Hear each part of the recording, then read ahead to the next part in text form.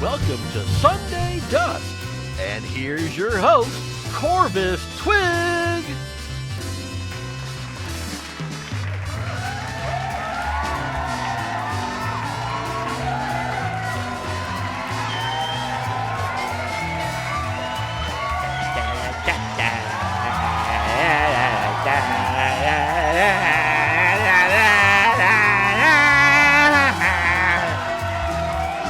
Hey, Sunday Dusk, baby! Thank you, everybody. Thank you so much. Thank you. You're all so wonderful. Thank you so much. Thank you. Thank you. All right, cut the music, Rodney. Thanks, Rodney. Welcome, everybody, to Sunday Dusk. Can you believe it? Can you believe it's the 20th already? What a week it's been. What a crazy fun week it was. Can you believe last week? Hell of a time last week. I had so much fun with all my friends. What an anniversary special. So great, everybody who was there. So many people. It was so great. It was so great. Well, it's so good to see you all here. Hasio is in the chat. Love Hasio. Ray-Ban Dan. Hey, Ray-Ban Dan. And Dovely VTuber, whoever that is. Okay. Yes, that person sounds nice. I'm sure we'll learn more about them later. Anyway, God, it's Sunday. Can you believe that we're like summer's almost over. Summer's almost over, folks. We gotta savor what we got left. Hey, Dr. Zamboni. I like that. It's a good name. Zamboni. Not Zamboni. Zamboni. It's like a zombie. It smooths the ice. I like it. Welcome. Thanks for coming in. We got a heck of a show for you tonight. We got a very special guest coming up. You see her name in the chat. You see it. You know it's there. Dove is stinky. Yeah. That's what that smell is in here. It's fine. Yeah. Columbidae is a dirty family of birds, but we like them. Yeah, it's been an up and down week for me. I know I talked last week about possibly getting a job with the DNR, and I was real excited about it, but unfortunately, I found out in the interview, and this is on me because I honestly should have read the job description better. I was so excited about the other parts, but it is only a seasonal job, like 6 months out of the year. And so the bump in pay would be completely wiped out by not being paid the other half of the year, even if I got another part-time job, because who's going to give you a part-time job for that kind of pay? And it didn't work out. It was very sad. I'm going to keep trying. Let me try. Better things are out there for this bird. So, yeah, it's a little sad, but other than that, life is good. Just kind of enjoying the summer. Did an improv competition on Friday, and my team won. Yay! Improv is good. And if you're in the Twin Cities area, come down to Torg Brewery on Thursday night to see Jester's Comedy Improv. And we're going to have a great show then. But, probably not here in the Twin Cities area. But it's fine.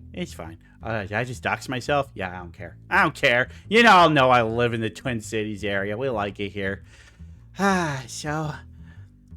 yeah, like I said, we got a good show tonight. If you've been following Bird of the Day, you know that we've been trying to do every bird that was on Susie Silky's color wheel, and we got our final bird of that wheel tonight. We're going to have completed the whole wheel after today, and honestly, researching this bird, I freaking love this bird. Didn't know a lot about him. These birds are awesome, so we got a great Bird of the Day lined up, but really?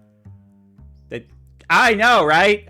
Luna gifted me that last week during the cocktail hour. I got a little Funko Pop down there. Well, this is a little Modbot Funko Pop, which he looks good on the desk. We like a little Modbot Funko Pop. He's super cute. Yeah, but we're gonna do a little bit of the news. All right. Hold on 1 second. Where is my PowerPoint? There is my PowerPoint. All right, branch news. Okay. So, what's that, Rodney? You might be cutting away. Oh, okay. That's weird. Yeah, Rodney's just saying some weird things in my ear right now that I need to be watching the screen. But let's can we at least do the first story? Because this one's really cool. This is a really cool story. So, like, they've been studying brainwaves and how we interpret brain signals and do all that kind of stuff. Well, some scientists recently had somebody listen to the song Another Brick in the Wall by Pink Floyd. And they listened to it multiple times, and they studied these brainwaves, and they scanned the brainwaves, and they figured out how to interpret those brainwaves, and also, like, with a bunch of other audio sounds, and just like, how does the brain interpret audio? And then feeding just the data of the brainwaves into a machine that interprets things, they were able then to recreate the song The Wall from a program that was only using the data from those brainwave scans. That's cool as hell. Holy crap. Now, they said that it wasn't perfect, that it sounded really muddled and muddy, but, like, it clearly was The Wall. So, turns out in order to accomplish this, you do, in fact, need some education, and you do, in fact, need some thought control. You can still get away with no dark sarcasm in the classroom, but I don't know. I mean, I don't know how to do the teachers leave them kids alone line with that. But anyway, that's cool as hell. I mean, that is just freaking awesome. And wait, what's that? What? Why do we have a live feed? What's going on here? He is not messing around. Buffer, right? Why are we? He's not messing around this time around. Rodney, why did you? He was just tall before. Now he. Oh my, Rodney. Did he work out? Oh my God. He So was it doing those seems ab that Rodney and I are wrestling at SummerSlam over on Rev's channel right now. So that's going on. I don't remember this happening, but apparently Rodney, that was just me and Rodney over. Look, oh my God, there's me and Rodney. Mentor and student who had amazing a trilogy of matches. What?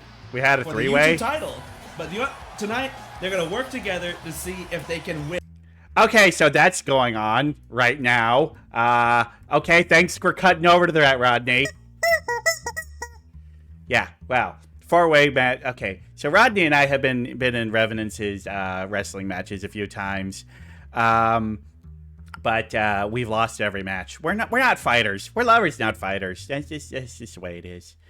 But anyway, we should move on to the next story. So, if you remember, last week we had a story about a bird that dropped a snake on a lady and caused that lady to get injured. It wasn't good. And then the lady was attacked by the hawk and as well.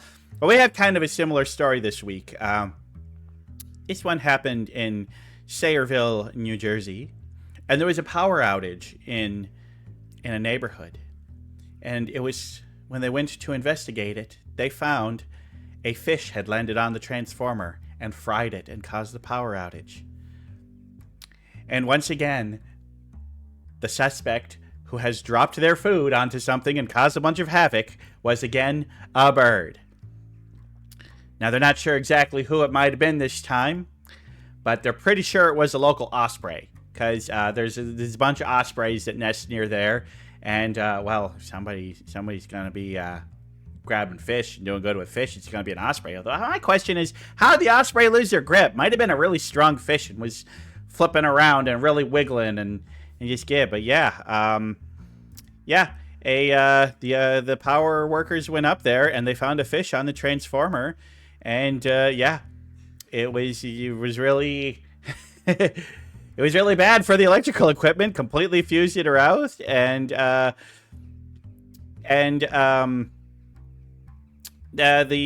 police said that the suspect was last seen flying south, and although he's not believed to be armed, he could still be very dangerous.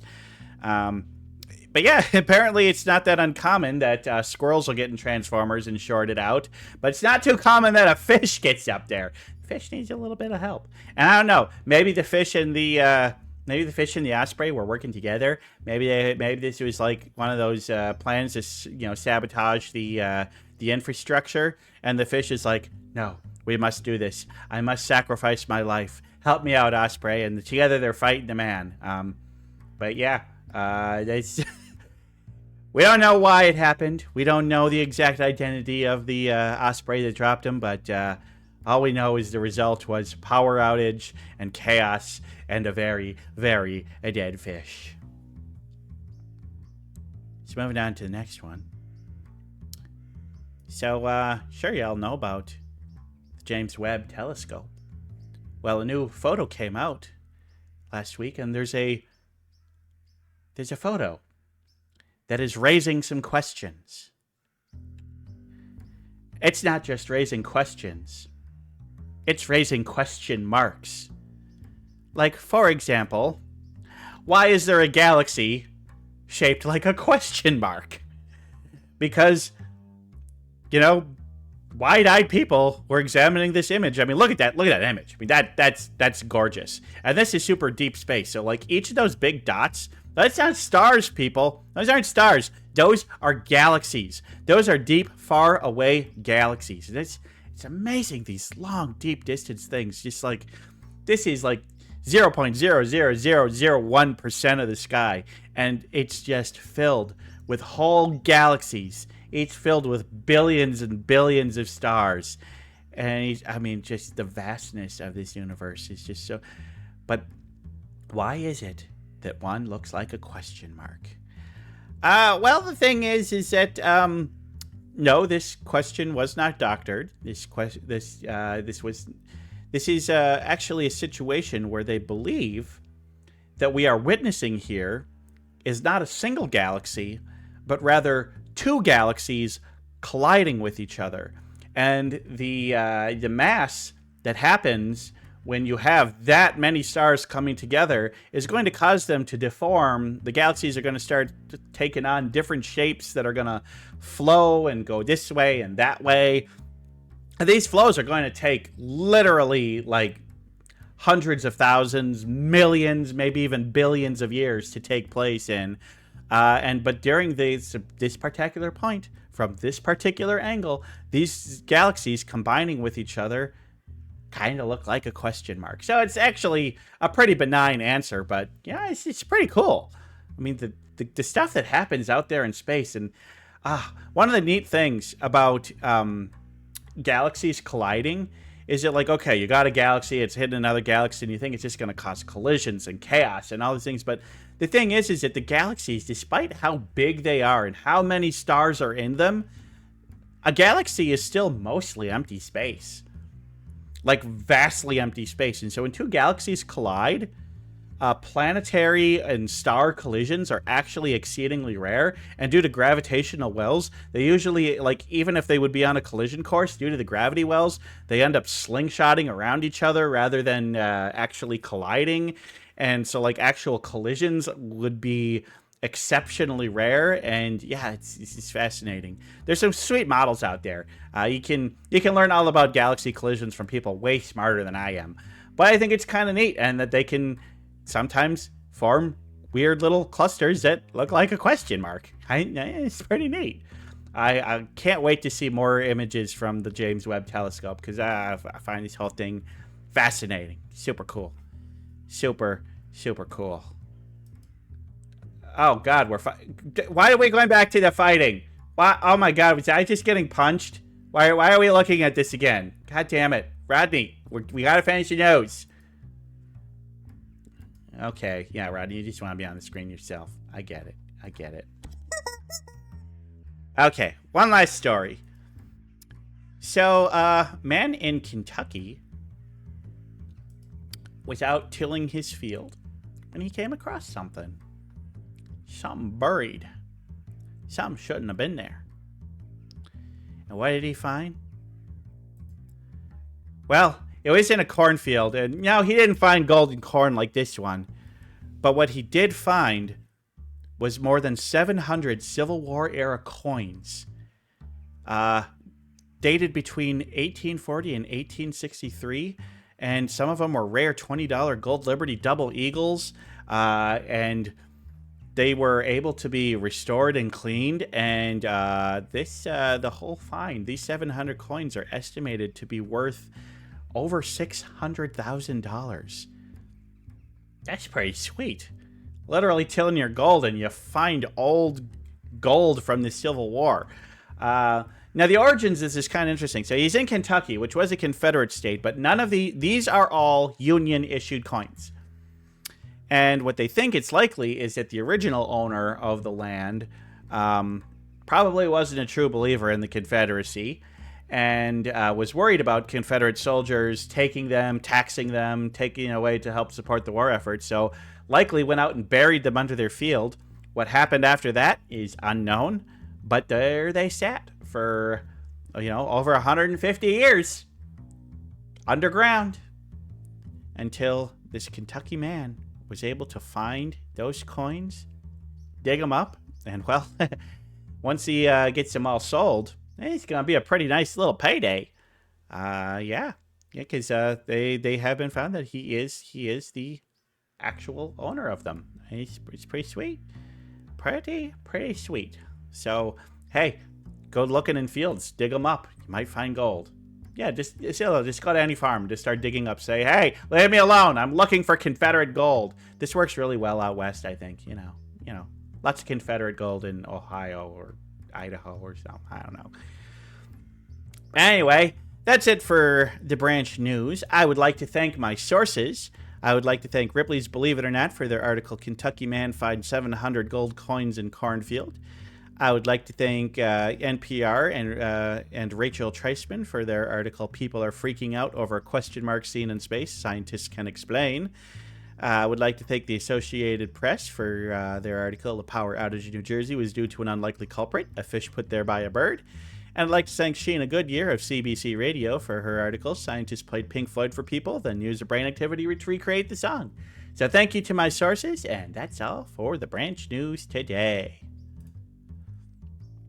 All right. What good times we had. What good times. Let me hop back behind my desk.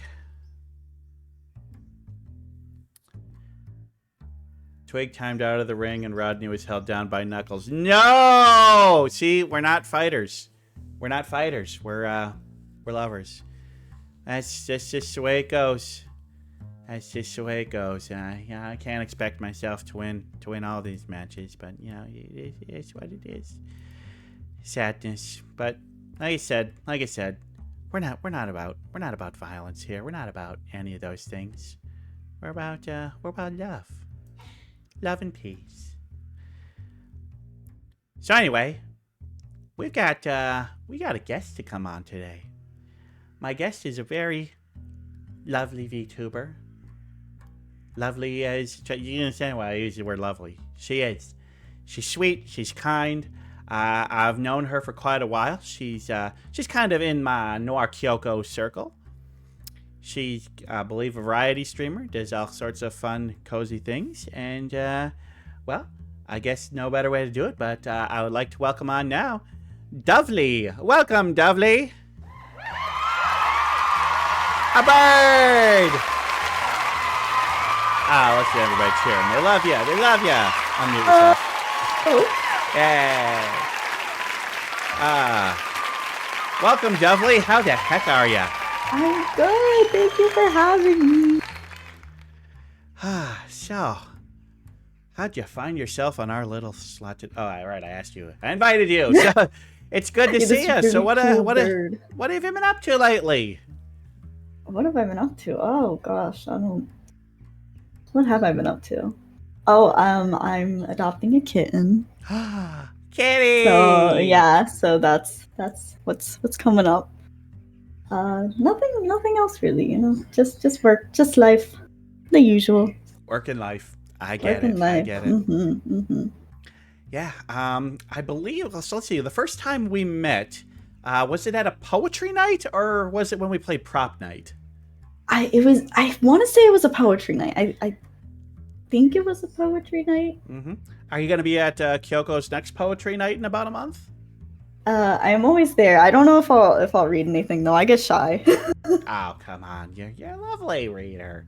Oh, thank you. It can be tough to write your own poetry, though. I haven't done that for the last couple poetry nights. It's drinking. Oh, we gotta drink some water. We Okay. got both drink some water. Gotta drink some water. Oh crap! I forgot to start tits.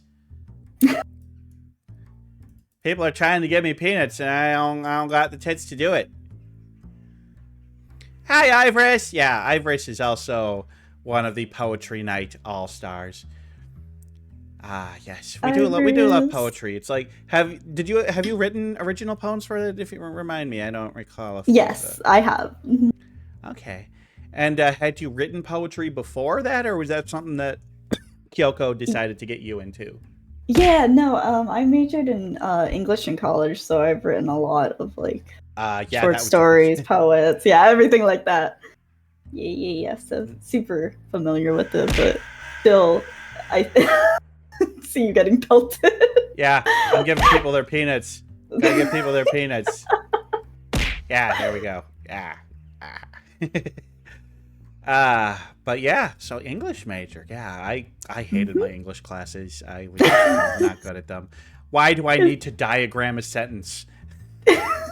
It's definitely not for everyone. It's very like I always just called it glorified book club because it was just book club, but everyone was really, really serious about it.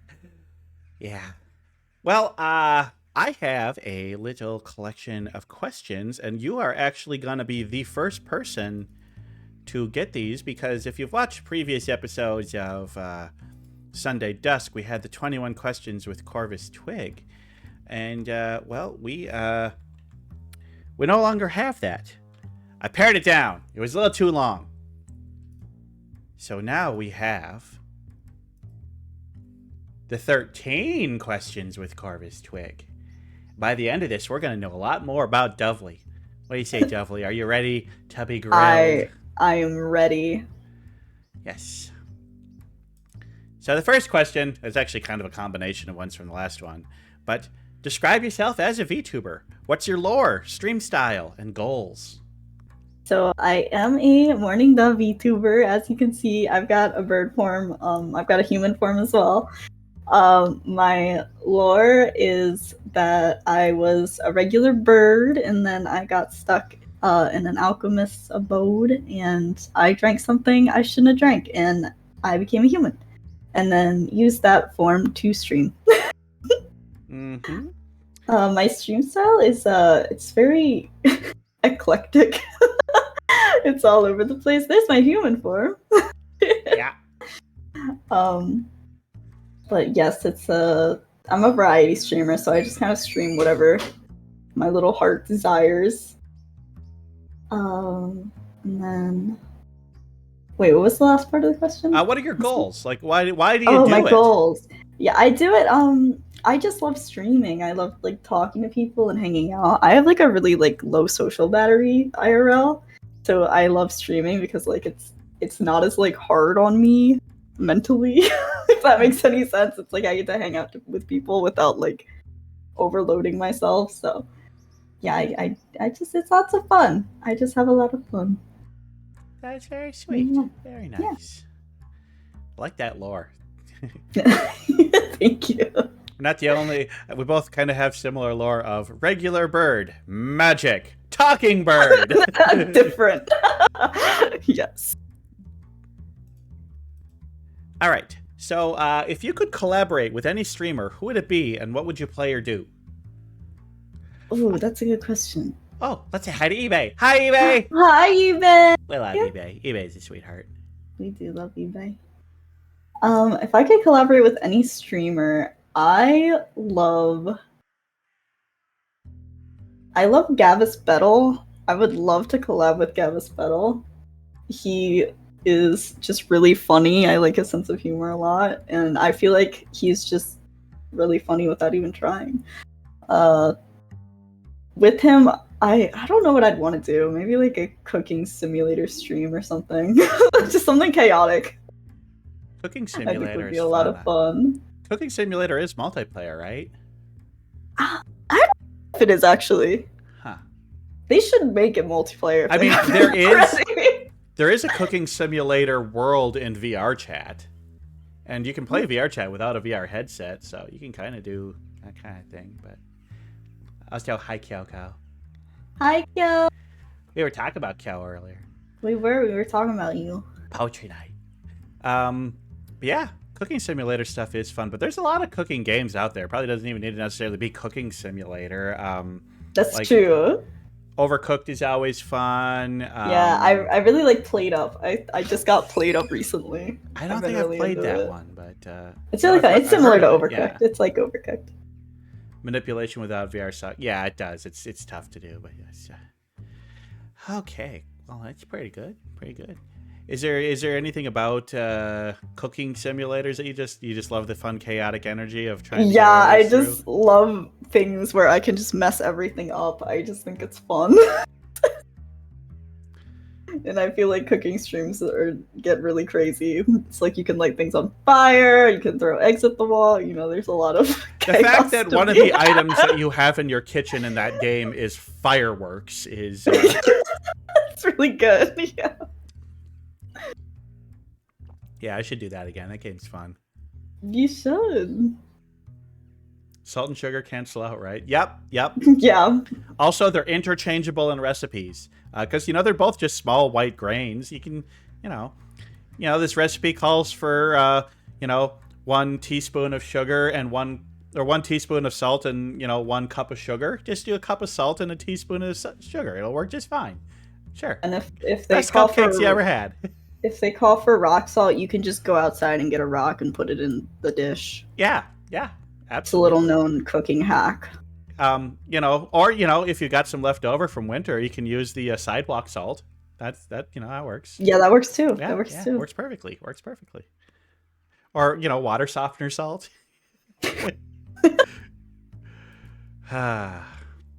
Some people shouldn't be allowed to cook. Apparently, we're some of them. Although I made a fantastic lasagna on Friday night.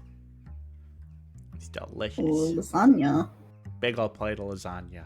Now I'm gonna have leftover lasagna for lunch every day this week. Love that. All right. So what game has the most hours played on any of your devices?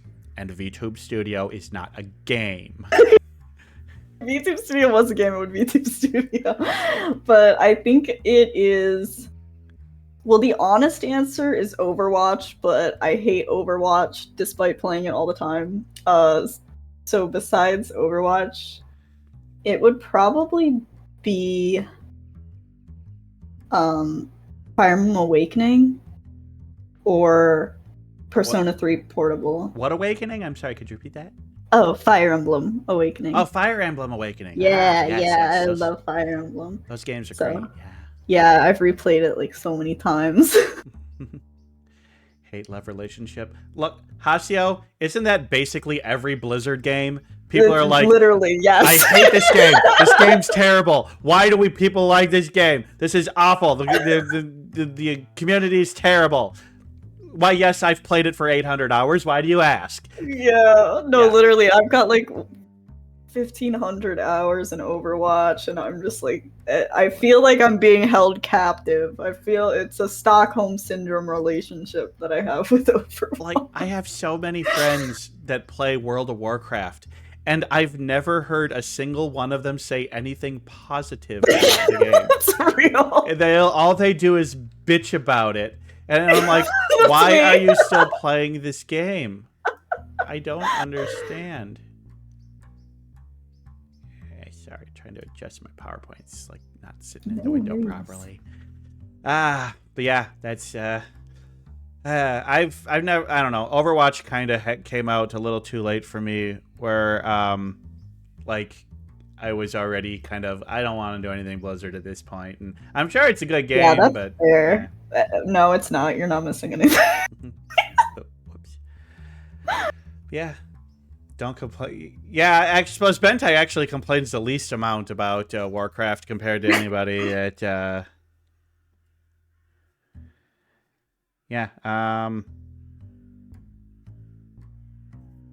Yeah. Bentay I complains less really, than anyone else, but yeah. Like, yeah. I've had roommates that play it, and all they do is like, God, it fucking sucks. All these changes suck. Rating sucks. I never get what I need. See, Final Fantasy 14, Hazio's talking about, I feel like, as far as MMOs go, people say more nice things. Like, I feel like Final Fantasy 14 is really, like, said, okay, we see the base you've built, World of Warcraft. Now let's make a game that's actually fun to play. Yeah, it's more enjoyable in most aspects. And, like, I know that, like, you can play Final Fantasy 14 without having to do, you know, like, guilds and big group stuff. You can actually play it solo. I mean, you miss out on some content, but there's enough content there that you're not going to miss out on as much. Yeah, and people seem to really like the plot of Final Fantasy 14. I know, which is crazy because I was like, wait, it's an MMO. How does it have a plot? And then I know, that's what I thought too. Like, a lot of my friends keep telling me to play it. yeah, and then I've seen some people play. I'm like, oh my god! So you're playing an MMO and you're watching an hour-long cutscene? literally, I'm like, wow. I mean, it's good though. I've heard nothing but. Well, I mean, I've heard good things from anybody who doesn't like raid regularly. The people that raid regularly seem to feel a bit more miserable about it, but Yeah, I don't like to play video games on a schedule. Like, same. I don't. I'm so bad with like time commitments that I'm like I can't. nah, I get it. But gay games. We play too many games. Yeah. Yeah, I really like RPGs, so like Persona 3 Portable is probably the other one that I have the most hours in, just because like I just replay it from time to time. I've never actually played a Persona game. They're really good. They're not for everybody, but I really enjoy them. I just like turn-based RPGs a lot. I think turn-based is underrated. Like, Final Fantasy VII came out, and then it was like nothing but active time battle for a decade, and then Yeah. like, I don't know, turn-based can be done really well. Like, I really like Final Fantasy X's turn-based system, where like you could like see the order of who was gonna go, and then like if you'd use spells like cast or haste before you cast it, it would show you how it affect the timeline. And I'm like, that's cool. That is pretty cool. Yeah. Hmm. All right, well, let's move on to another question. So, what's your favorite place you've visited, and what's a place you've never been to but want to visit? That's a good question. Oh wait, I just saw eBay said how do I feel about the female MC not being in the remake of Persona 3? Miserable, furious, upset, disturbed, Why? violent. That seems. Why would they do that? Why would they? Is I there don't- one where you get like a choice of playing between male and female, and they just said we're taking that choice away? In Portable, you could choose between male and female, but in the remake, they got rid of the female protag, which makes me so upset. Every time I think about it, I get mad, especially because they sold merch of the female protag for the 20th anniversary, and then they didn't put her in the. Wait, what's the policy on swearing here? Am I allowed to swear? Should Say I keep what? it PG? Swears are fine, slurs are not. Okay, yeah. So they sold her fucking merch, guys. They sold her merch. They sold her merch. They sold her merch, and then they said, "Just kidding, she can't exist." It's like, "I'll kill you, Atlas." But yeah, it makes me very upset. That sucks so much. I'm just praying they add her as DLC. Like, is that scummy? Yes, but would I buy it? Yes. I mean, I'm one of those people that's just like, if I have an option to choose the gender of my character in a game, I pretty much always choose female. Yeah, I just feel like it like adds a whole nother dimension to like any game, and it's like, why stop taking it away when you had it originally? Every BioWare main character is canonically female. Yes, I agree. You are right. Absolutely. But okay, my favorite place I visited. Yeah. Ireland is probably my favorite place I visited. I really enjoyed Ireland. Yeah. Very beautiful. The food was very good, surprisingly. I mean, they're a first world country. They have access to recipes and ingredients. They're gonna have This good is true. food there. This is true. The dairy there specifically was so good. Like all the I cheese bet. there was so tasty. So good. yeah. And whiskey. A place I've never been to but want to. I've always wanted to go to South Korea because I'm half Korean and I've never been. Oh, Yeah, so I've always wanted to go, and I think I'm going next year. So that sounds awesome. So are you? yeah, I'm really looking I forward mean, I'm to it. gonna show my ignorance. Are you going to Seoul or Yeah, some other? yeah. So I mean, that's the city I know the best. But I mean, yeah, my grandma's from Seoul. Yeah, yeah, I mean, South Korea does seem like a really cool place to visit. It does seem very beautiful, and yeah, lots of fun yeah, culture there. my grandparents always talked about how beautiful it was. So Tasty. Oh yeah, yeah, I'm yeah. super Korean excited. food is delicious. Yeah, I love Korean food. Mm-mm. Yes, I like kimchi. Yes, thank you. Your base. So many. I live in America. A lot of people in America do not like kimchi. I mean, it has to be prepared properly. I mean, I've had bad kimchi, but most kimchi I've had is really good. There's a place nearby me that's like an Asian market. They have a little food stand, and they have a kimchi ramen that's so good. Oh my gosh, yeah. I love kimchi fried rice with the sunny side up egg on top. Oh yeah, it's good That's stuff. really good. Ah, I mean, there's so many great recipes where it's just throw an egg on top of there. Throw an So egg on top. true. You It's can good. improve a lot of things just by throwing an egg on it. So many things. I remember I saw this old meme. I don't know if I could find it quick, but it was like add an egg to anything for 50 cents. And let's see if I can find the. I love the eggs in ramen too. The like soy sauce eggs. Those are so good. I wish you could just like buy a jar of them. There it is. Open image, a new tab. Hopefully it'll display properly on here. It will not. But yeah, add an egg to anything for just 50 cents. They put in the drink. No, not the drink. Egg with put an egg in your Mountain Dew. Oh my god. It's probably like the singular thing on the menu that it shouldn't be added to. Like probably literally anything else on the menu would have been fine. But like they got a burger pictured. I love an egg on a burger. Oh my gosh, yes, a good breakfast burger. Yeah, bacon and hard. eggs on a burger pat. Oh delicious, yes, that's delicious. absolutely goated.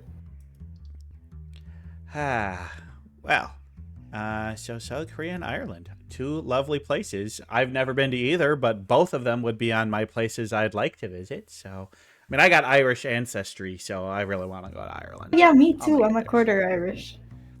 So am I. I'm a quarter Irish, quarter Scotch, and half German. Oh, okay. So I don't know. Maybe I'll go to Ireland, Scotland, and Germany all on the same trip sometime. That would be really fun. That'd be a lot of traveling, but Yeah, that'd but be I like fun. to travel. I like to see new places. Me too. I just wish I could afford to. That's a mood. If I could afford to travel, I would be traveling all the time. Yeah, because you see these articles like, this man visited all 50 states in 1 year. Here's how he did it. I'm like, I know how he did it. He's rich. He has money. Straight up. All right. So this is always a fun one. If you could be instantly talented at any skill, what would it be? Oh. I want to say singing, but I feel like that's not as like profitable as other skills. I Like, mean, it could be literally any talent, and let's say it's like a combination of you're naturally good at it, but you've also put in the hours. I feel like I wish I was better at like speaking other languages. Oh, Like linguistics. being like multilingual, because I think that's so cool, like polyglots and stuff that can like just speak every language. And I'm like, oh, I wish I could do that, but I can't. I've studied like a bunch of languages and I just speak them all poorly. God, it would be so sweet though. Like, you know, last week on Jeopardy, one of the answers was one of the X-Men has the power of just being able to instantly learn and speak and interpret any language or code. His name is Cypher, and a lot of times he's like, "This is one of the lamest X-Men," but I'm like, that would be awesome. That I would would be love so that. useful. like to literally just go up to any person in the world and be able to have a conversation with them. Imagine how much you could learn, how much culture you would gain. Like, yeah, and like all the books you could read too. You'll be able to read poetry in other languages and actually understand what, like the nuances. You can't translate poetry and have it be the same. You just can't. I mean, maybe sometimes you can, but it's hard. Yeah. Oh, well, everybody's heard. And I feel like they have to kind of make that. Oh my god! We have a raid! We got Solvay raiding! Oh my gosh! Hey, Solvay! Yeah! Solvay is a fairy VTuber, and Solvay and I did a poetry night with, Kyoko was there, but Hunter Gracka was another friend of ours who was doing it, and we did a little poetry night together, and that's how we met, and yeah, Solvay is wonderful. Well, thank you so much for the raid. So welcome, raiders. My name is Corvus Twig. I am an American Crow, and talk show host. And so I do my talk show, Sunday Dusk, where I have on a VTuber, and I'm asking the 13 questions, which is like a bunch of cool little things. So I've just asked, we've asked our friend Dovely here what talent she would want to be skilled in. And it was linguistics, and we're talking about how cool it would be to learn different languages. So if you want to learn about a bunch of cool VTubers, this is it. And then we also talk about a bird of the day and all sorts of fun stuff. So welcome, Solvay, and welcome all the raiders. And hey, Solvay, if you ever want to come on as a guest, I'm always looking for guests. And I think you'd be a lot of fun to have on. But hey, call my people.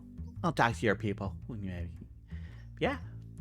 Any VTubers we'd love to have on as guests. But yeah, my guest today is Dovely. Dovely is a Morning Dove VTuber. Say hi to everybody, Dovely. Huh?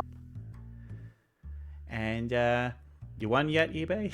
eBay won. Well, welcome, Raiders. So yeah, we're talking about, I don't know, anything else we want to say about how cool it would be to be able to talk with anybody? I mean, I just kind of, when you answered that, I was thinking like Star Trek. They have the universal communicators and just lets them talk to each other. Yeah, that'd be so cool. I feel like translation services have come like a really long way, but they're still not like perfect, you know? If you have an internet connection, there are a lot of decent things. Like, I could go to Japan and I could say something into my phone and it would translate it to Japanese well enough that somebody who doesn't speak English there would probably be able to understand it. So like, you can use your phone as interpreter. It's not going to be exactly correct, but it's going to be enough. Like, if you need to be like, hey, I need to get to this station, can you give me directions? Or that's cool. I mean, I remember people used to have to travel with a little travel dictionary. I'm glad we don't have to do that anymore. Well, I was chatting with a friend who lives in Mexico, and we were doing a thing. He's bilingual, so he speaks English perfectly, but also Spanish. But we were doing a thing where we were having a conversation, and I would type in English, and it would then translate and present it to him in Spanish, and he would type in Spanish, and it would do the same thing back into English. And he said that like there weren't any errors in our conversation. Oh, like, wow. It was pretty good the whole time. He's like, wow, this works pretty good. It's actually translated. Like, he said some of the grammar was a little bit clunky in some spaces, but other than that, it was pretty good. So, yeah. I mean, the technology... this whole thing, like, with these large language models and AI, it's just like, I hate how so much of it's being used, but I also see how many ways it could be used for really good benefit. And it's one of those things that's just like, this is a great technology if we use it responsibly. And in the right hands, Like, most of the language stuff I like a little bit better, but I mean, the art stuff that's just pure theft. That's just pure theft and laziness. Absolutely. But like, I don't know, I was seeing something like, couldn't that be like really useful in a video game? Like, imagine playing an RPG and you could just like type something to one of the NPCs and they would be able to respond to you in lore accurately to whatever you ask them. Yeah, that would be pretty cool. Like, I could see that being something, but it's just all about the ethics of what data are you training it on? Are you doing it without stealing from people? It's just like, I like some of the things for it, but like I said, it's got to be done ethically, and boy, I don't trust I don't And trust big businesses to do a lot of anything. people are not doing it ethically. Yeah. But I feel like language translation is one of the things that it would be best at doing. Yeah, I agree. But yeah, I think it'd still be way cooler to just know it and understand yourself, because you can get a translation, but like we said earlier, you can't get the full understanding of a poem. You can't get the true feeling of a song. Yeah. Which, It's difficult to capture. I mean, songs are just poetry put to music. It's true. Well, okay. Next question. What's the biggest thing that you geek out about? Oh gosh. Probably. Honestly, it's probably video games. I'm like a huge. I've just always been super into video games, so I constantly am like gushing to people about like I've been playing this game or I've been watching this anime. Like anime and video games have always been just my biggest like. So would you say I don't know. JRPGs are your biggest genre? Yeah, I love JRPGs, so yeah, probably JRPGs specifically. Do you remember what your first JRPG ever was? My first JRPG ever? That's a good question. I think it was Legend of Zelda Ocarina of Time for like the N64 or something. I mean, Ocarina of Time, I feel like could have definitely been a first for a lot of people. Didn't Ocarina of Time and Final Fantasy VII come out really close to each other? Like, weren't they released like within a couple months of each other? I think they did. I think. I remember GoldenEye and Final Fantasy VII came out in the same month, and like yes. And like I remember reading 2 game magazines, and one of them gave it Game of the Month, and the other gave the other Game of the Month. Yeah, I mean, we always say it's a great time for video games, but of course, you know, when you're young, every every game is amazing. Yeah, but I remember, even though that was my first one, when I played Ocarina of Time, I was too young to like understand what was going on, so I literally would just run around the village breaking pots, and like I didn't know how to progress the plot. I didn't know how to do anything. But you read at the time. I don't know if I could read at the time. Now that I'm thinking about it, I don't know if I think I could like read basic words, but like not my reading comprehension. I do not think was that strong at the time. Well, what's the first one that you remember really getting into and really loving? Like the one that really awakened little Dovely into JRPGs are amazing. Does Pokemon Fire Red count? I don't see why not. I mean, it's a JRPG. It is. Yeah, I was obsessed with Fire Red as a kid. God. That would make Pokemon just regular Red my first JRPG that I ever played to completion. Because that came out a year before. I was thinking it was Final Fantasy VII, but no. Pokemon came out a full year before Final Fantasy VII.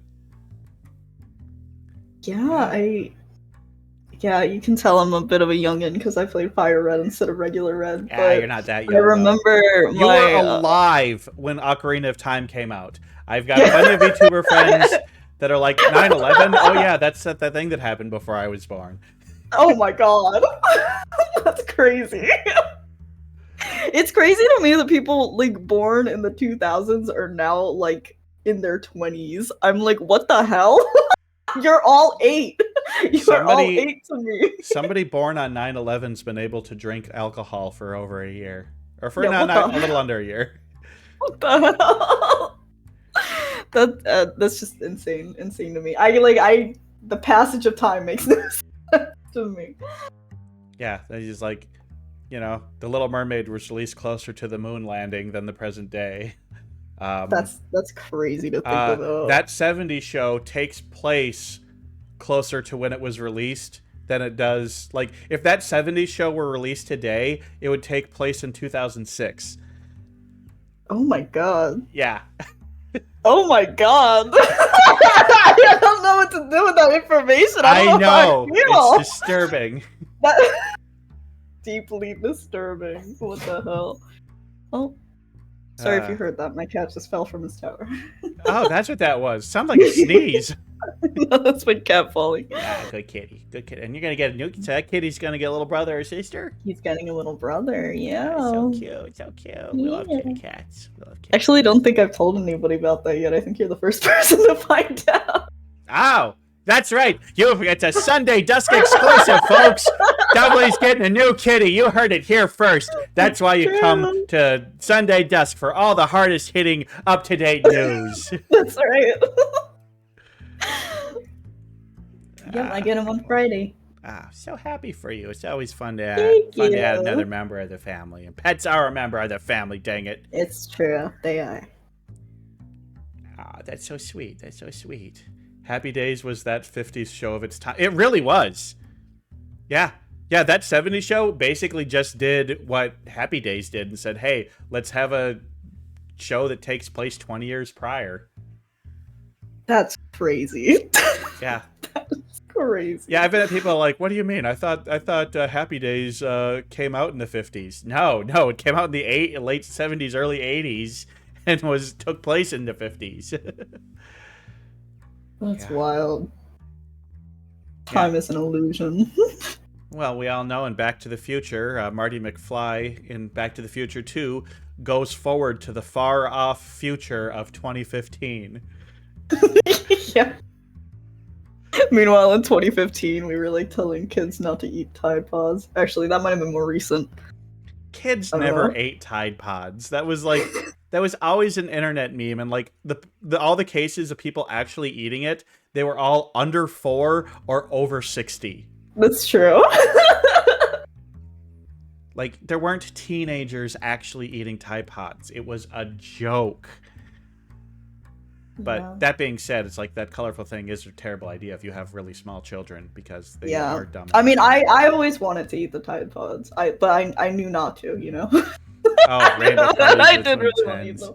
Yeah, well, I mean, it's just what we call a moral panic. There's all these things that people get panicked about all these kids doing that it's just like, it's not actually an thing. issue. I mean, the biggest panic that we have going on right now, well, I mean, obviously trans panic is a huge thing. Oh no, the trans are grooming our children. It's like, no, they're fucking not. And like also, but like the big thing, like there's a huge panic going on about now, like there's these big international organizations that are using these tactics to kidnap women and like traffic them. And it's just like, no, there isn't. Trafficking happens, but that's not what it looks like. Trafficking happens to teenagers who are kicked out of the house or immigrants who can't get another job. It's like there are not people there's not like an industry of people going around kidnapping just showing people. up. They're like, it's like, oh, if you see a zip tie on your car, that means they're targeting you as a woman. It's just like, think about that for a second. How would that even work? Like, oh, I'm just going to put a zip tie on this car. That's going to let us know that a woman drives it, and we're going to do what then? It's just... And it's causing real harm because I think it's like it's making divisions in the community and making people not trust people when, like, come on. Most people are not going to hurt you. You don't need to be in fear and paranoid all the time. Be safe and vigilant, but I think there's too much paranoia about people around you. You know what I mean? Yeah, I get you. Yeah. That's sorry. I'll get off my soapbox now, but I think it is a big moral panic right now. There's some, unless it's a good podcast about the actual stats on it, and the actual stats are like scary, but they're not like, it's not as bad as it seems. Most people out there are good, you know. Guys can just be creepy guys without having to be part of a big organization. It can just be a creepy, shitty dude. And trust me, there's lots of creepy, shitty dudes out there. I'm one of them. I'm kidding. Sorry. Listen, I got my soapbox now. We're talking about you. Geeks out. Let's get to the next question. So what's your favorite activity that has nothing to do with streaming or video games? I guess it would just be reading, probably. I love ziplining, but it's not like super accessible, so I can't do it that much. But like in terms of like things that I do when I'm not streaming or playing video games, reading is probably like the only other one that I do regularly. Well, you do mention you are a lover of English and literature, so that's not a surprise in the slightest. Yeah. Well, what's the last good book you read? I really liked Crying in H Mart. That was a really good. It's a memoir by Michelle Zauner, who's the lead singer of Japanese Breakfast, but she's Korean, even though it's called Japanese Breakfast. Hey, Koreans can eat Japanese food. Nothing against that. It's true, yeah. But yeah, it was a really good. It's a really good memoir. Very nice, very nice. But zip lining, that's interesting too. I've only done that a couple times. It was a long time ago, but feels like I zip love lining. zip lining. You got to do it in the right place. You know, some place it's really beautiful and Yeah, where you really... can like look down and see all like the trees and stuff. Yeah, I Well, really like it. It's kind of like swinging extreme. Hey, Bentai, should I go zip lining in Vegas? Zip line all down the and Oh then you yeah, get I zip had heard lines through about the that. zip line through the strip with all the lights at night. That'd be cool. That sounds super cool. A friend of mine that lives near Vegas was like, "Oh, you should do that because you love ziplining." I was like, "That sounds really fun. I would love to do that." Very nice. Zip lining. Sure, just open your wings and fly. Yeah, that's what I'll do. Yeah, I don't know. I like being up high but secured and just like looking down and just being like, "Whoa, look at everything." Mm-hmm. All right. Well, next question is, what's your favorite holiday and how do you celebrate? My favorite holiday is probably Christmas, honestly, which is kind of like a boring answer, but It's a holiday that has a lot of meaning for a lot of people, you know. yeah, it's funny because I always hated Christmas growing up, because I don't know, I had a rough like family life growing up, but now I really like Christmas because I like buying gifts for my friends and stuff, and just like putting a lot of thought into like all the gifts and like thinking like, oh, what would they like? What would make them happy? You know, and stuff like that. So I really enjoy it now. I'm like, I feel like gift giving is probably my love language if I had to pick one. So it's a lot of fun, like being like, okay, here's my list of friends. What am I gonna get everybody? And yeah, so I really enjoy it, and I like seeing my family, the one side of my family for Christmas now. So Yeah. I mean, Christmas does have a very powerful lure in our society. I think it's pretty noteworthy that Christmas is a Christian holiday, but there's a lot of people who are no longer religious. Lots of atheists still celebrate Christmas. Yeah, I feel like it's almost like evolved into like a non-denominational holiday at this point, even though like I know like at its core it's Christian, but like it almost feels like it's like kind of evolved beyond that in a way. I think that's one of the things that makes it so great is that Christmas has become versatile. For some people, it is a very religious experience, and they go to church, and you know they have that experience, and I think that's great for them. But other people don't have any of that aspect about it. And sometimes it's a holiday where you do things with friends. Sometimes it's a holiday you do things with family. In America, it's definitely more of a family holiday type thing. But it means different things to different people, and I think that versatility of it is part of what makes it such a great holiday. Yeah, I agree, because like, yeah, you're right. Like for some people, like the fact that it can have different meanings for different people is really cool. Mm-hmm. Isn't in Japan Christmas is like a friends holiday, and you get like a cake and you share it with your friends. Yeah, I've heard it's like a couple's holiday there. Couple's holiday. Yeah. Get a cake with your sweetheart. You go out with your sweetheart. Whereas in the United States, New Year's Eve is the big let's go party with our friends holiday. Whereas I believe in Japan, New Year's is you go spend it with your family type thing. Yeah, I think you're right. Yeah. But again, of course, that's not going to be consistent across the board in Japan either. I'm sure that, it's much like here and that it means different things to different people. Yeah. Oh, yeah. KFC and cake on Christmas. Oh, yeah, that's what they do. That is one of the most brilliant marketing moves ever. I don't know if you heard the story, but basically KFC was new in Japan, and their marketers are like, we got to get people to do this. They like it, but our numbers aren't doing as good as we want. And so then they started an ad campaign in December saying, in America, KFC is a traditional Christmas dinner. And basically lied and said that it was like the Christmas thing in America. And in Japan, people are like, oh yeah, that sounds You're right. like, We'll do "Oh, that okay." too. And it worked. That's And so honestly genius. now fried chicken has become like a thing in Japan just because a marketing person decided to lie to the whole country in Japan. Thanks for the affiliate. I guess it's my affiliate anniversary today. This keeps popping up for everybody. It's like, yeah, it's so exciting. I mean, the exciting anniversary was last week, but yeah. When's your affiliate anniversary? Do you even know? It's the 29th of this month. Oh, So nice. I think, yeah, it's in like Is that 9 days. 1 year or 2 year for you? That's a great question. I think 2? I think 2. Yeah, I don't know how long each of us had been streaming before we met each other. It was, I mean, I feel like I met you about a year ago, maybe a little more than a year ago. Yeah, I want to say it was. It was through over a year Kyoko. ago. That's all I know. Yes, it was through Kyoko. I think it was like a year and a half ago, maybe That sounds about right. something like that. Yay, Kyoko, bringing VTubers together. She is good at that. Yep. All right. So, of all the aspects of the great wide universe, all the scientific subjects, literature subjects, every single thing in the world, what's one that you really wish you understood? I wish I had a better understanding of molecular physics. Whoa. Nice. I That's a great answer. That's a unique answer, and I love that. I feel like there's a lot that can be understood about like the fabric of the universe if you have a really good understanding of like astrophysics, molecular physics, but I just have a really hard time wrapping my brain around it. I can understand like the basics, but when it gets like into specifics, and especially like the long formulas, I have a really hard time understanding how or why it works.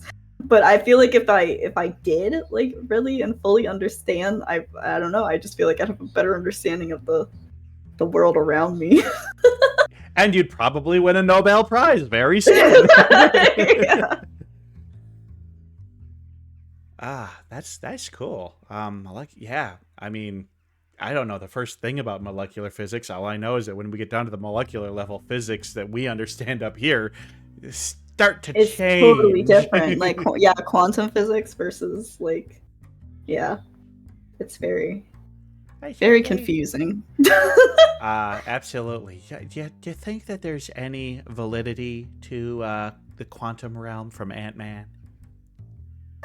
Ant-Man specifically, I don't think so, but like the quantum realm, like in the real world, is definitely like it's a thing. It's definitely a thing, but I don't think it operates the way that it does. There's in not a whole Quantumania. civilization of people No, I living do not in a think tiny, there is. tiny space between. No. No. That's a really cool answer. I like that. Yeah, it's kind of. What are the answers that you usually get for that? I'm just curious. Usually they say, people. I wish I understood people. I get it. People are people are complicated. I get it. My answer was way off. But yeah. No, I get that makes sense though, because yeah, I feel like I don't always have like I feel like I can generally understand people pretty well. So yeah, I had a weird answer. No, it's not weird. I think it's great. I mean, I wish we had more science-related answers in this one. It's funny that that's coming from me because on my streams I'm just stupid all the time. I mean, I answered this one last week, but like a revised answer I might give is I wish I understood marine taxonomy because yeah. You want to take mammals, reptiles, birds, their taxonomy is very simple, very cut and dry. Right, yeah. You get into marine life, and suddenly it gets crazy. so complicated, and then you're like, oh, we actually have no way to define something as a fish. It's crazy, especially like when you get to like the really, really deep sea creatures. Mm-hmm. Like the way that they have evolved is like insane. Like it's Yeah, and like when you learned that, there's actually 5 completely different categories of animal that are crabs that have evolved separately, but they're all crabs.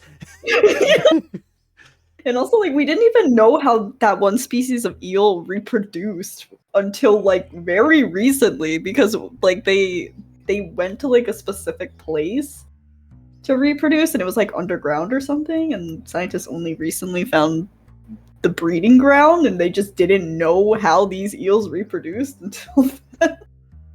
Yeah, it's... Then let's get into quantum taxonomy. Like, let's do the taxonomy of tardigrades.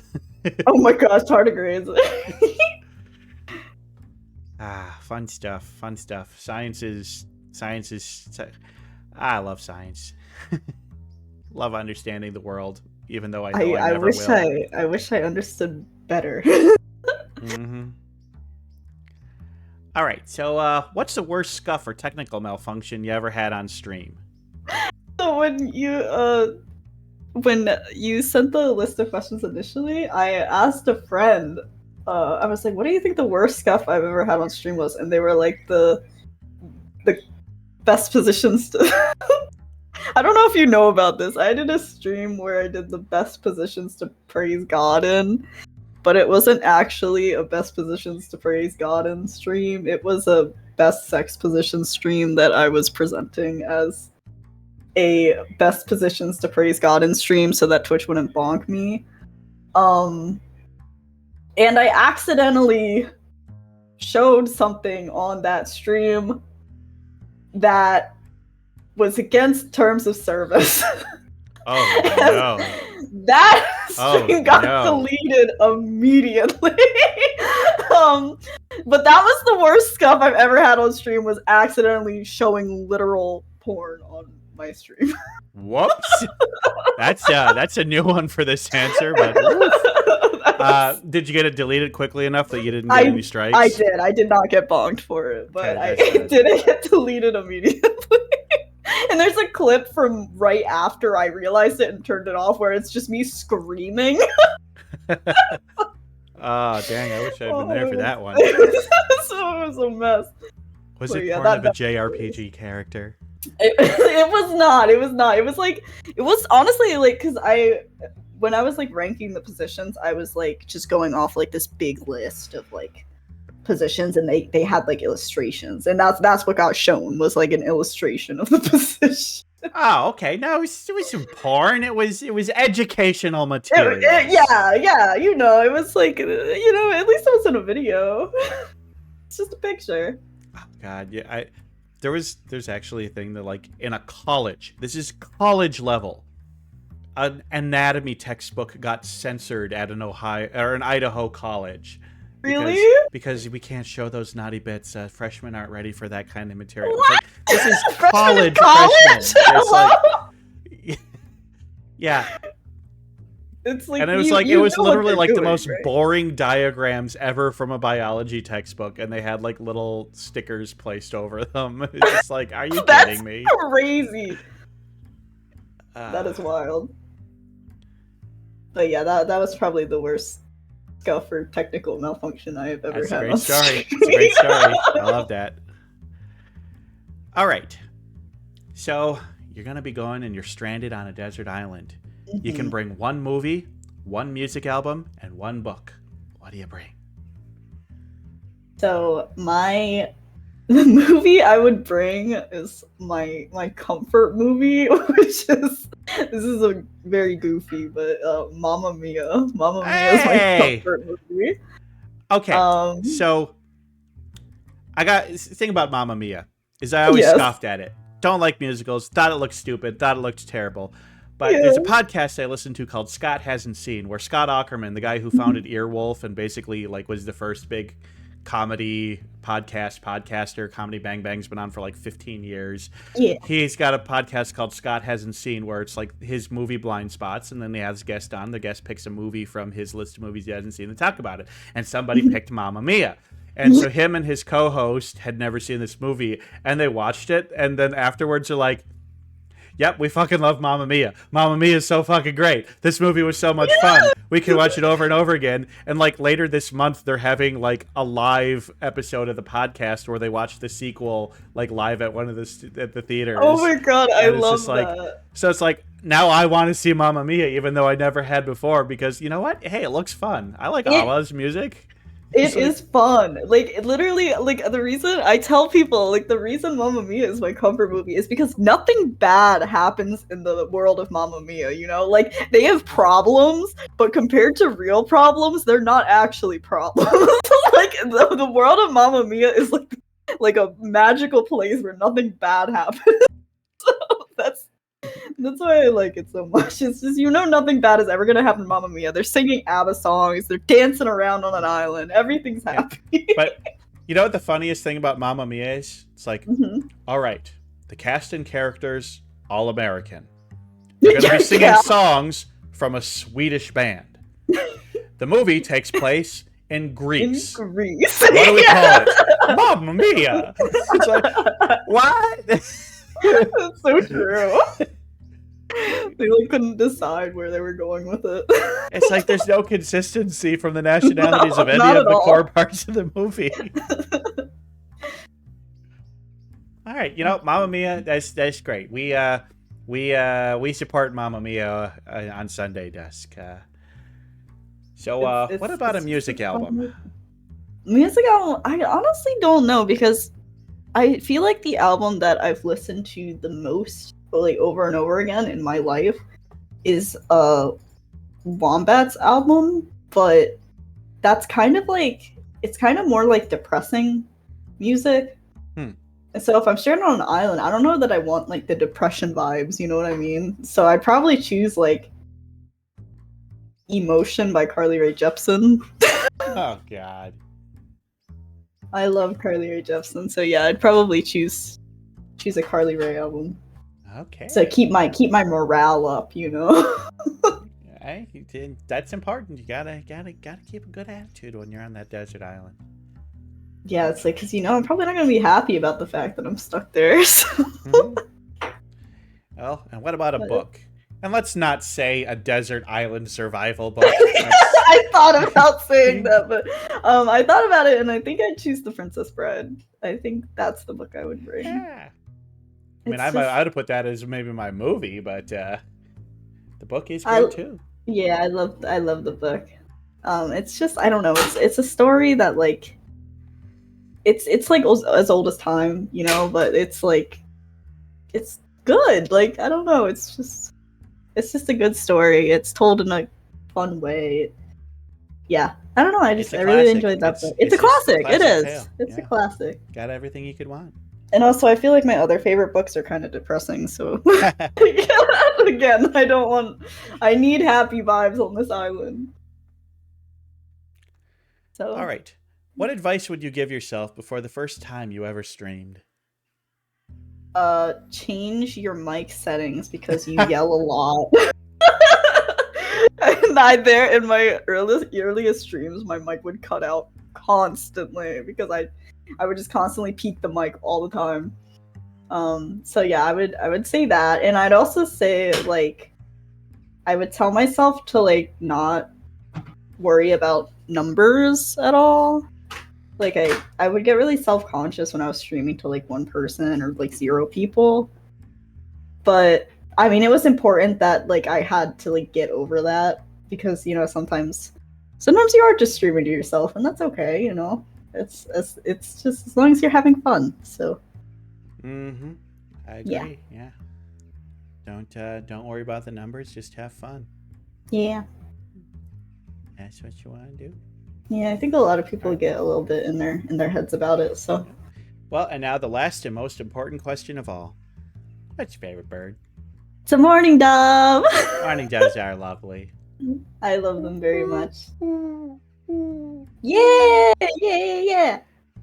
Yeah, I really like them because I've told the story on stream. When I was a kid, things weren't good for me at home, and so I would always go out on walks around my neighborhood, and um and I would like look up at the sky, and I'd always like ask the universe, like, is it gonna be okay? And a mourning dove would always coo back at me. So for Aw. me, they kind of represent like it'll be okay, whatever you're going through. There's something out there on your side. So That's so I really like them. Their coo is very comforting for me. I consider them like my lucky birds. So whenever I like hear the call, like the coo, I'm like, it's gonna be a good day. That's sweet. I mean, I love mourning Yeah. doves. They're sweet little birds. I They sometimes are. see them in my yard. They're very sweet. I like to feed them. All right. Well, we are now done with the Yay! 15 questions. We now know so much more about Dovely. I love it. Well, I got love. We got love. I love to learn more about my VTuber friends, but Yeah. that does mean it's that time of the day, folks. Time for the most important segment of this whole thing. I'm ready. It's time for Bird of the Day. Give me a second, too. All right, let's head on over.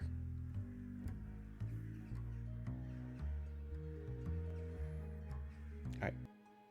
Oh, there you are. Hanging out behind me. Hi. Yeah, I'll just scoot over a little bit there. Yeah, there we good. Yeah, got a dove over my shoulder. Yes, there we go. All right. Well, as I was saying earlier, Bird of the Day is last few weeks we've been going through Susie's color wheel. We've colored the Amakihi, we've colored the Pink Robin, the Violet Saberwing, the Cock of the Rock. Well, we got on to our final bird of Susie's color wheel. It's a wonderful bird. It's kind of a water bird, kind of not a water bird. They're goofy looking, but they're pretty. We like them. Today's bird of the day is the Pukeko. Look at that Pukeko. That was the dark blue bird on the color wheel. Because look at them. Pretty dark blue. Strong legs. Oh, they got some strong legs. They got some big, amazing legs there. And I love that. I love how their beak kind of goes up up on their forehead like that. That's a really cool look. They're very pretty, very cool bird. Kind of a big bird too. Let's learn a little bit more about them. So the funny thing is that these birds live entirely on the two big islands of New Zealand. But despite that, they're also known as the Australian swamp hen, despite that there not being any native Pukeko left in Australia. There's none there. They're all in New Zealand, yet they're the Australian swamp hen. I don't know how that works, but it's how it works. They're about a 15 to 20 inch long bird, and that actually is pretty big when you consider that they don't have much of a tail, because that length always includes from like tip of beak to end of tail. And so some birds, like you got a pheasant or something, it's like, oh, that's a super long bird. Okay, yeah, but like more than half of that is a tail. These guys have short tails, so 15 to 20 inches is actually a pretty big bird. And a 30-inch wingspan, so that gives you a good thing. It's like, it's a pretty decent-sized bird. So this is going to be like maybe a little bit smaller, smaller than a goose, bigger than a duck. It's kind of where you're going to be in the size range for these fellas. Weighing about 1.9 to 2.4 pounds, and the males tend to be about 20% bigger than the females. But that's kind of where the differences end. They are not dimorphic in terms of their colorations. So the females are going to be that same bright blue with the same red beak, just like the males. So I always like that. I always like that when the ladies look very pretty too. So they have a lifespan of about 9 years. Maybe sometimes a little more, sometimes a little less. But, 9 years is what their expected average lifespan is going to be. And they're in the order alongside cranes and rails, and so they're actually a type of rail. A rail being a family of birds that they're kind of like water birds, but then unlike they're not the kind of water bird that they're more of a wading bird. They're not because they don't have webbed feet, so they're not diving. They're not doing stuff that they're going to sit in very shallow water and peck at stuff. That's what they do. Now, the interesting thing here with their mating rituals is that it's not consistent. Oh, hold on, I got a sneeze coming. Hey, achoo! Hi, Bless Sneezy you. Bird. Thank you. So they have found mating couples, especially when there's smaller populations, that end up being monogamous. Male and female raise their bit chicks together. So they've seen that happen. They've seen one where it's like they'll change a couple times per season. But the most common form that we see is polygynandrous. And polygynandrous is kind of the situation where you have a larger group of females and a few very, very lucky males. And what happens is those very, very lucky males will mate with many of the females, and there's really kind of often no ways of knowing who the actual father is, because she's going to mate with a couple different males, and the males are going to mate with a bunch of different females. It's all over the place. But then what happens is that they nest communally. So there'll be, depending on the size of the flock, there will be either one or up to 3 or 4 nests. And several females will all lay their eggs in the same nest. So you could have a single female laying 4 to 6 eggs, but then there could be 18 eggs in one nest. And then That's crazy. But then the other crazy thing is the male who mated with the females the most that have laid those eggs, that male's going to do the incubation. So dad incubates like babies from a bunch of different baby mamas. So isn't that cool? Like the dad's doing the incubation, which is, I mean, for the polygynandrous, that is really, really unusual to have females laying into communal nest and then a male doing the incubation. That's almost unheard of. So, God, that's cool. And then once the babies are born, they don't tend necessarily with their whole parents. They stick with the entire flock, and every member of the flock is going to help raise and protect and feed every one of those babies. Now, the babies do end up being a little bit independent. Like those first few days, they need a lot of help and they need to be fed, but they learn how to forage on their own pretty quickly. You see, we got a little baby down there. You little cute baby. Like that his feet are so big compared to his like, body. I'm a cute little fuzzball, and I have these monstrous claws. I think they're pretty cute. He's a cute little guy. Yeah, the whole group cares for the whole community. It takes a village with these folks, and I really like that. But that also helps, helps keep their chick mortality rates down pretty low. Because, when you got all the adults helping protect all the babies, it's good for the babies. And they will fight. They are very territorial. If there's babies around, I mean, basically, if you're a United States citizen, you'll understand how vicious Canada geese can be when there's chicks around. Yeah, these guys are very much the same. They will aggressively attack and fight anybody that they see as a threat, even other flocks of pukeko. So, like, they're going to have their own little flock, but another flock of pukeko comes around, they'll be like, hey, this is our territory, get the hell away. And, yeah, so they can be known for being quite vicious. In fact, we've got a video demonstrating this.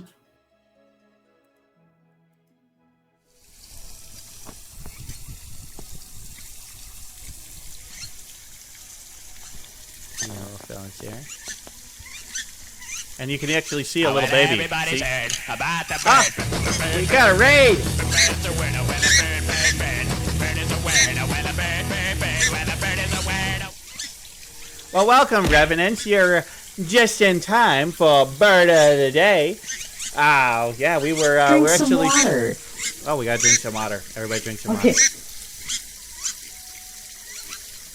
But yeah, here we have the pukeko that are not happy, because there's a little baby there, and they are not happy with this big human invading their space. Hi, Rev. You can hear the kind of little squeakers. So welcome, Revenants. So today we are talking about the pukeko. The pukeko is a crane-type bird, more specifically a rail, that lives in New Zealand. And they, look at them there. They're pretty. So they're called the pukeko. But yeah, welcome, Revenants. Welcome, Raiders. We were actually watching in a little bit on your stream. I put it up on the big screen because I I had to show my intro with me and Rodney. So, yeah, we love Revenants. Revenants was actually my second ever guest on Sunday Dusk. He was one of the early ones.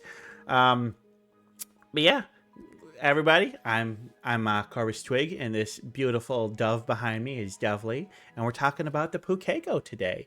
It's my bird of the day segment. So, well, a little bit more about these birds. They are mostly vegetarian. So you would think that's like, hey, it's a bird that sits in shallow water and pecks at stuff. They must love eating fish.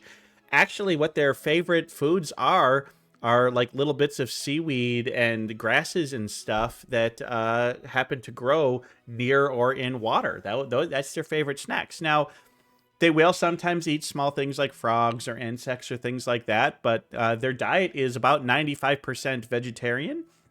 They tend to eat more insects and other animals when they're chicks because they need extra protein to grow up and be big, strong birds.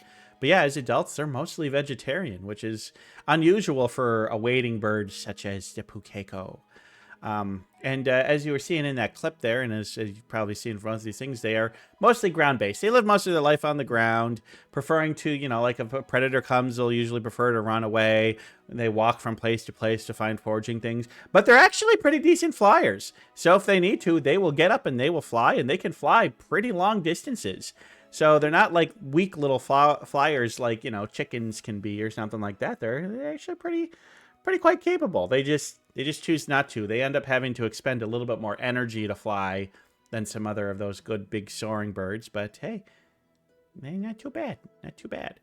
Now, there are actually pretty decent swimmers. They don't have the webbed feet like a duck or goose, but they can still swim in the water, and they're not going to be as fast as a duck or goose swimming through the water, but they still do pretty good.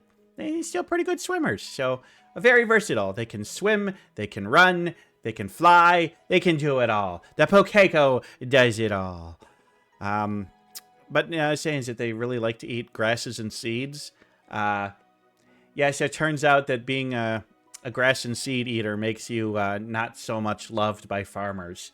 And they have been known to go in and destroy crops and eat the seeds and stuff and ruin a good crop. So, oh no. And the other thing is that their population is really, really high. There's tons of them. They're all over the place. So these fellas are absolutely 100% legal to hunt.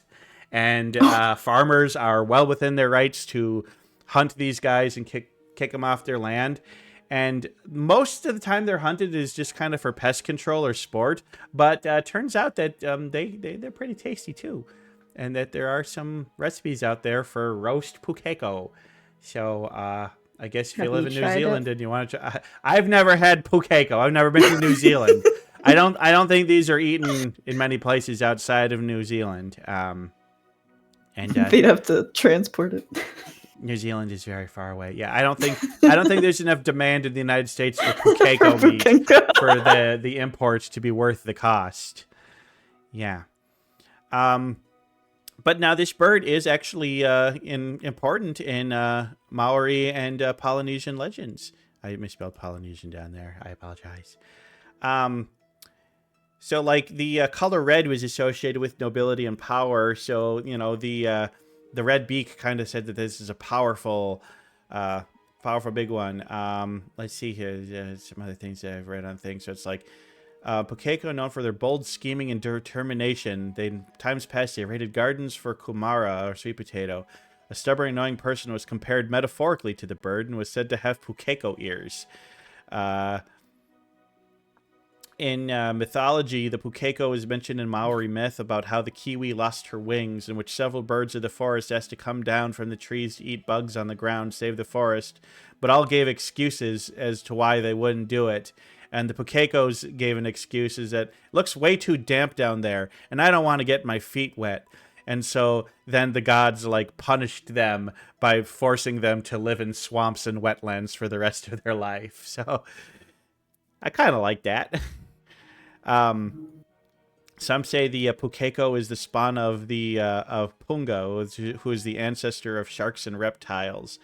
but was claimed by the relative to hockey. So I mean, there's a lot of stuff in Maori legend, and I'm not gonna be able to give it its proper due on here. But there's a lot of stuff in Maori legend about this bird, and I recommend going and checking that out on a few places. I just got a couple cliff notes there, but yeah, important bird, and like I can see that. Like if you lived in this is like a native bird, I could see this bird being involved in all sorts of folklore. Well, I mean, of course it is. I love how birds get incorporated into folklore, and absolutely I can see this bird, why this bird is so important.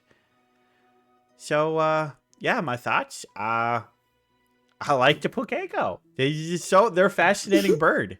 What do you think, Dovely? What are your thoughts after hearing all that? I like them. I like their big, strong feet. Oh, he's big, strong legs, big strong powerful feet. legs. Yeah, I like their colors too. Yeah, that good, vibrant blue. dark blue is pretty, and then the red contrasts with it so nicely.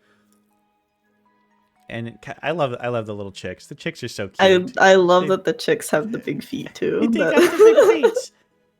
Yeah, and gotta point out again, because I have many times, they do not have knees that bend forward. Their knees are up close to their body, bending backwards, and the thing that bends forward is their ankle. Those are their ankles. They just got really, really long feet. A lot of people don't know that, but I always gotta say that. So yeah. Then these guys got just amazing ankles. Amazing feet. Great feet. Top tier feet. And they're pretty. They're cool. And I love that, like, they do the communal thing. I like when birds are very communal. I like when the whole flock comes together to make sure the chicks are fed and raised and protected. I think that's great. Unlike the birds where it's just like male and female mate. Male buzzes off, female raises a couple chicks on her own, and that's it. I mean, come on. That's no good. That's no good. Raise your family. Raise your family. We like to put Keiko. Keiko, you're one of my new favorites.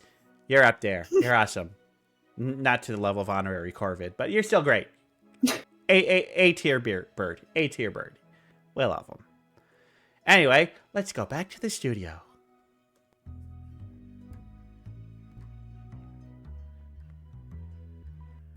Yes, hanging out over on my desk again. All right, Dovely, we got one last segment of the day today. Okay. Yeah. Yep. Now, you are Dovely Columbidae, correct? Yes, I am. So Columbidae is a family of birds that It includes is. doves and pigeons. So every bird That's right. that is in the Columbidae is either considered a dove or a pigeon. So there's a little bit of a distinction between doves and pigeons, but it's not always totally clear, and there's not clear line of definitions. But then, nonetheless, we name them anyway. So today, you're going to be playing a little game called Okay. Dove or Pigeon. Gosh, okay. I am going to show you a picture of a bird, Yes. and then you're going to have to tell me, is in its common English name, do we refer to that as a dove? Or do we refer to that as a pigeon? Okay. Are you ready? I think I'm ready. It's going to be a tough one, but I believe in you. So, first one, we're going to start with a nice, easy one. Is this a dove or a pigeon? I believe these are called rock pigeons, so I think it's a pigeon. You know, I actually started with one that was kind of a gimme. Because you are correct. You are correct in that they are called rock pigeons. But one of their common names is also the rock dove. So I would have accepted either on this one. But yes, this is your standard common pigeon. This is the pigeon that you're going to see going all around New York City and most city areas in the United States. That's Yes. your rock pigeon. That's correct. You're on for one. Now, if you get this next one wrong, we're ending the stream immediately, and you will no longer ever be allowed in the bird fandom ever again. This is a dove. Okay, good. This is a morning dove. Yes. You are not allowed to get this one wrong. I would have been really sad if I got this one wrong. Yeah. Well, we had to start with the easy ones. Yeah. We had to start with the ones you know. But it's going to get harder from here. All right. Are you ready to go on? I'm ready. All right. How about this little feller? Is I this believe a pigeon this. or a dove? I think it's a dove. I think it's a dove. Do you have any guess of what its name is? It looks familiar, but I don't know for sure. But you're going with dove. All right. Let's think see it's what do we dove. have. This is Eurasian collared dove. Yay! So you are correct. Okay. Eurasian collared dove. Was it the one that you saw? I mean, yeah. These fellers would live over by where you live, Hasio. They're very common over in Europe. So, yeah, pretty little birds. I like them. They're very cute. Cute. Okay. Look at this guy. That's a mohawk on that feller. Very colorful. I mean, this is very pretty bird. It is very pretty. Yeah. But do we Oh, refer to this as a pigeon or a dove? A pigeon or a dove? I'm gonna go with pigeon. You're gonna go with pigeon. All right. Let's see what it is. It is the crested pigeon. Very good. All right. Very I'm good. doing all right. Doing great. Doing great. You're 4 for 4 so far. Very good. Very good. All right. Oh my gosh. Look at this pastel bird. Pretty thing. So pretty. A beautiful, beautiful red eyes. Just it's like a watercolor painting. It is. Is it a dove? I don't know. You tell me.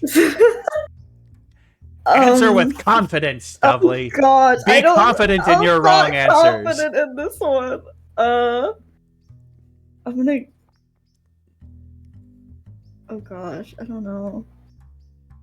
We'll go with dove. We'll go with We're dove. going with I dove. think it might be a pigeon though. All right, well, we're going with dove. This is the pink-necked It's- green no! pigeon. Oh, Ah. got one wrong. Yeah, I said the line between dove and pigeon is not clear. It's very, very thin. Typically pigeons are bigger and thicker, but as we've learned, that's not always the case. And it's also hard to tell if you don't have the scale next to another one. That's true. All right. Look at this little cutie right here. I think this is a dove. Pigeons make for better eating? Yeah, probably.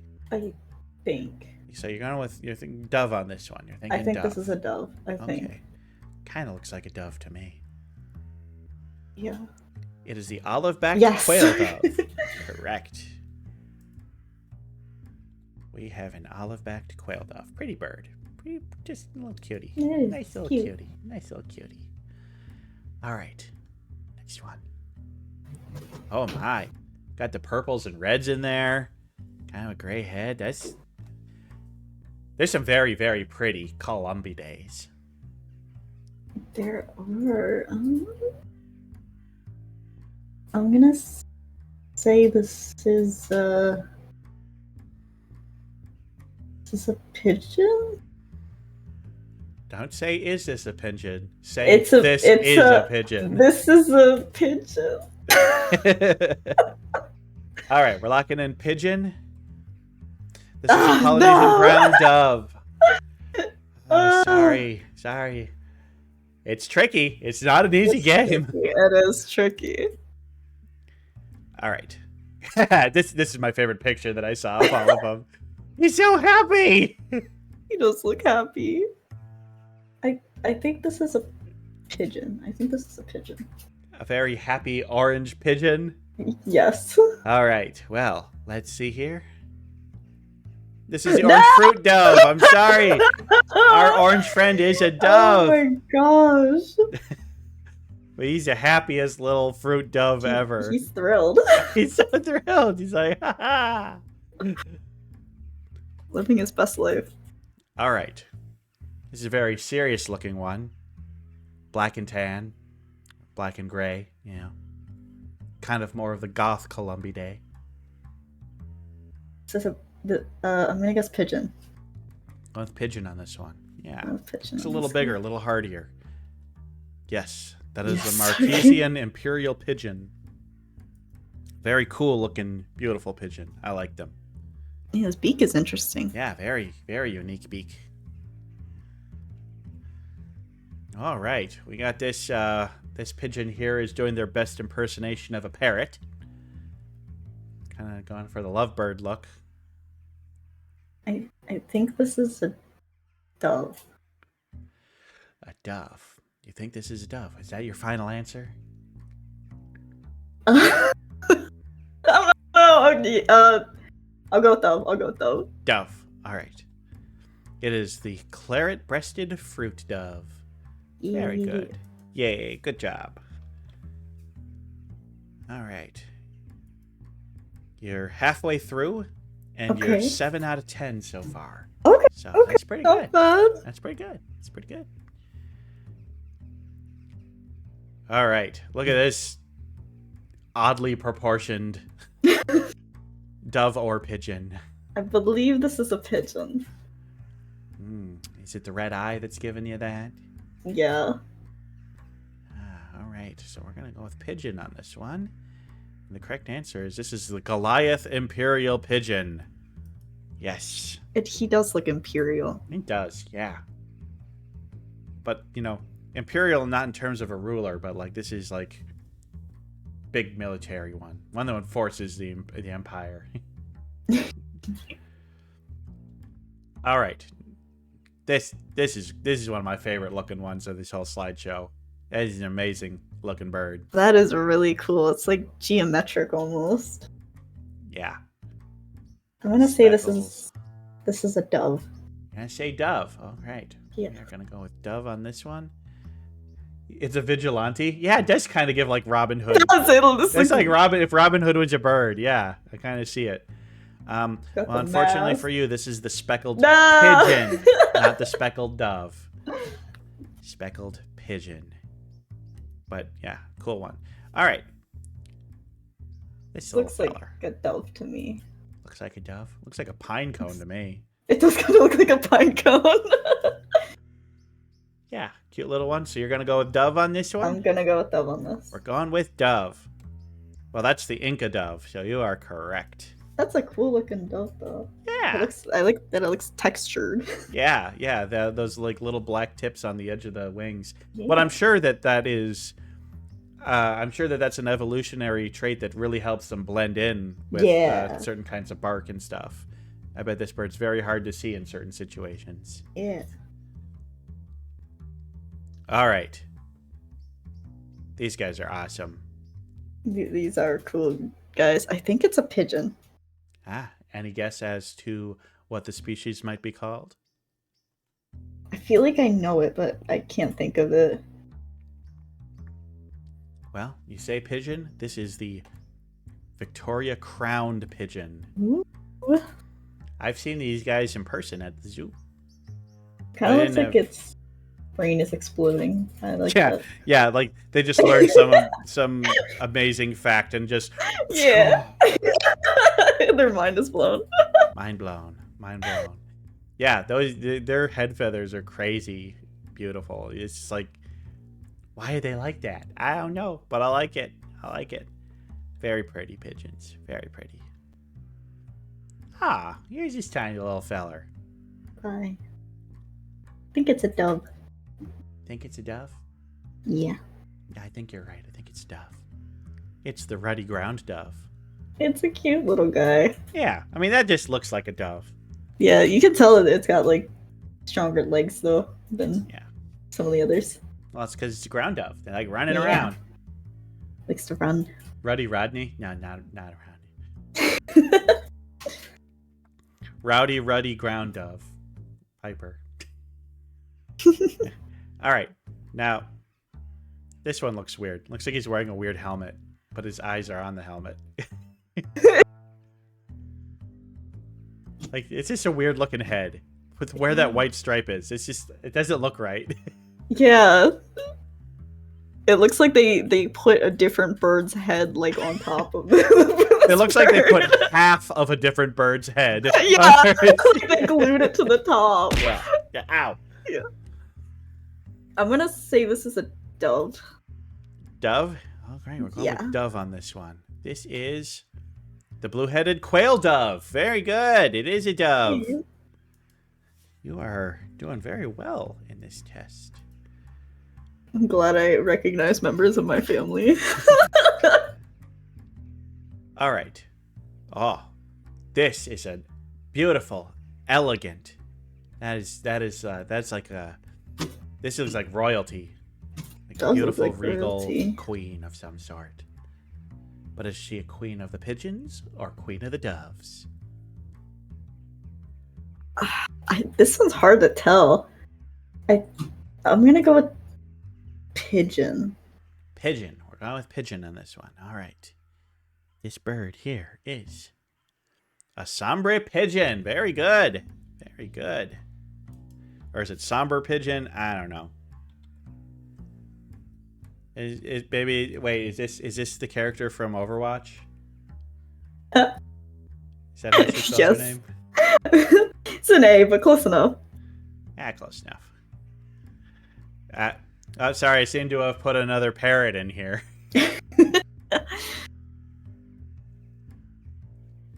I think this is a pigeon? I don't know. You tell Pigeon. me. Sorry, pigeon. Going with pigeon. All right. Going with pigeon. It's very green. That is very cool. Perhaps the greenest of all pigeons. But it's not a pigeon, It's a dove. It's the cloven-feathered dove. That's a really interesting Columbidae, though. Yeah, yeah. I mean, it feels like now I need to cover like every one of these, but I can't be doing dove of the day All for of like them. 2 months. All right. Fun fact. I took this picture. You did? I That's a did. great picture. I took this picture at the zoo. It's a gorgeous picture. Yeah, it turned out pretty good. I think this is a pigeon. This is a pigeon. We're going with pigeon on this one. All right. Yes, this is the Nicobar pigeon. Beautiful. They had a Beautiful, they yeah. Yeah, they had a few of them at the Minnesota Zoo, and yeah, just long, beautiful, gorgeous feathers. One of the prettiest pigeons out there. I love them. Very, very cool pigeons. It's neat seeing them Like in person. iridescent. Yeah. All right. Final one. What do we got here? I'm going with dove. You're going with dove. All right. Well, I'm sorry. That's the common wood pigeon. The common wood pigeon. And that does bring us to the end of the game. How'd I do? Out of 20 birds, you correctly identified 14 of them. So that's a 70% C-. I passed. You passed. You passed. I barely passed. I mean, hey, that's 20% over random guessing, so you definitely I knew were a few. skilled at I mean, that's a hard quiz. Like, It really is. They just look so similar. Yeah, well, and that's a the lot of thing, the is, times like- they barely even have a difference. Yeah. no, Columbidae is basically just doves and pigeons, and there is no clear definition as to if this should be a dove or if this should be a pigeon. It really just comes down to what did the ornithologist choose to name it when they first named it. Yeah. And like a general rule is size, that pigeons are typically bigger than doves, but there's species of dove that are bigger than species of penguin. It's not a clear, distinct line. There's not, it's kind of almost this, it's just not clear. It's not a clear line. And that's what makes that such a good quiz. But it seemed like the perfect kind of quiz for, well, you. Yeah. I'm glad I did better than 50%. So You did. You were, I would say, you're like 2 standard deviations above the. Yeah, great job. But well, with that, we are coming now to the end of our show today. But I tell you, it's really been a lot of fun. I hope that you've had a good time and everybody great time. Thank you so much for inviting me. Yeah, it was really great. Is there with the stream coming to a close, is there anything you'd like to plug? Do you have anything upcoming you'd like to tell our audience about, or let us know about?